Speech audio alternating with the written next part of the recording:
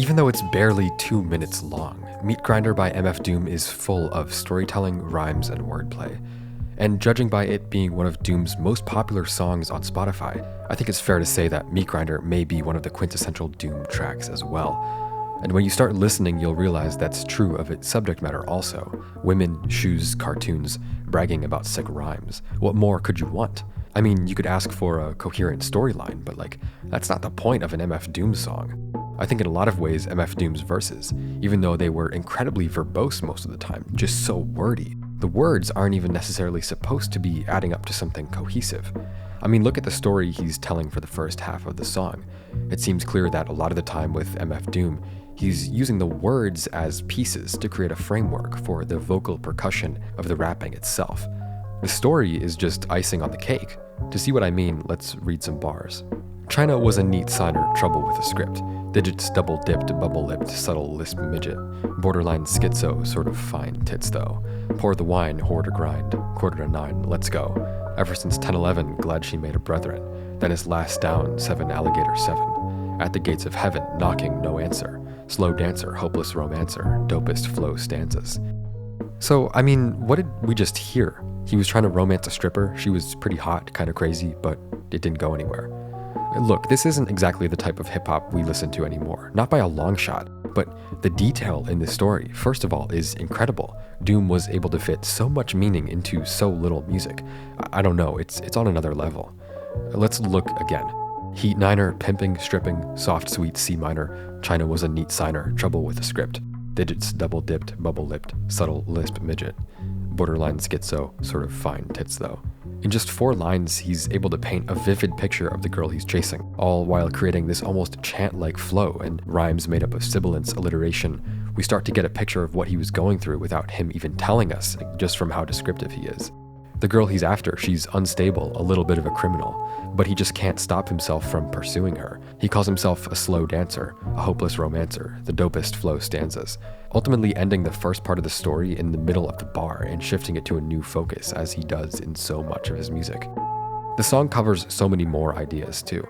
Doom lifts himself up as a great rapper, shouts out Madlib, references his taste in shoes and how his friends think they're whack, gives Jack LaLanne a shout out. You know, it just goes on. There's so much to interpret. It doesn't slow down until the moment it's over. No fluff, no repetition, just rhyme after rhyme. And within those rhymes, there's some deep stuff, some metaphors, some storytelling, some references to 1970s TV cartoons, but it all kind of blends together behind Doom's simply incredible ability to just rap and rhyme.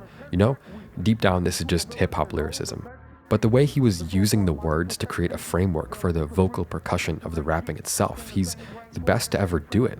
The ability to just flow on a rhythm, using his delivery to make it sound like stream of consciousness chaos, while using deep, structured rhymes and wordplay, and telling a story. I don't know what to say.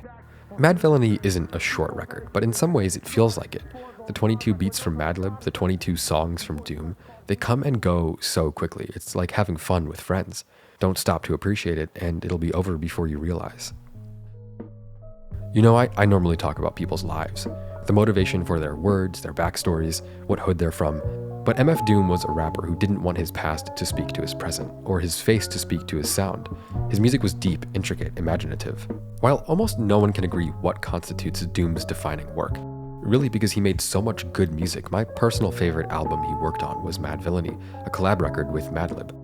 I think a lot of people can agree that Madvillainy is one of his most influential, experimental, and cinematic projects. It has a timeless sound thanks to Madlib's incredible production that refuses to be pigeonholed, sampling jazz, soul, and obscure foreign records. Produced mostly in Brazil while Madvillain was on vacation there, he only used 3 tools: a portable turntable, a Boss 303 sampler, and a tape deck. The end result is short, abstract beats with dark, lilting rhythms. With no hooks or choruses, the songs become, as described by Stereogum, semi-indecipherable vignettes that are situated somewhere between the real and the mythical.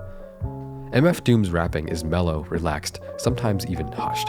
The album is simultaneously avant-garde and chaotic. It's simple yet well-planned. Truly one of the best hip-hop albums of all time. Doom's mellow, methodical rapping proved a strong influence on rappers like Joey Badass, Capital Steez, Tyler the Creator, Earl Sweatshirt, Danny Brown, and many more. Madlib's low-key yet dense production would prove influential for producers like Flying Lotus and Tom York. Above all, one of Madvillainy's greatest strengths is the ridiculous depth of Doom's songwriting. His rhymes, wordplay, structure, with most of the lyrics on Madvillainy being free associative. The album follows no real narrative. Its cohesion is stylistic, while Doom floats from beat to beat, not so much telling stories as he does use words to create a surreal, fantastical landscape of hip-hop imagery. He makes use of internal rhymes, alliteration, double entendres, and wordplay. You can read the album's lyrics like a book. In fact, you almost have to read what Doom is saying to fully grasp what he's getting at. And I think that's one of Madvillainy's strongest suits. It doesn't stop for breaks, they just keep going the whole time. Most of the album's songs are around 2 minutes long. No choruses, no hooks, just verse after verse. And no two verses on Madvillainy are the same. They all come and go so quickly, in the end giving the record a misleading sense of chaos, when in reality it was meticulously crafted by two of the most talented artists in hip-hop. This has been Volksgeist. Thank you for watching. Hey everyone, just a quick heads up. I just launched my second channel, so if you're interested in thoughtful vlogs, you can check it out at the link in the description. I'll be making 2 or 3 videos a month, so please subscribe for more.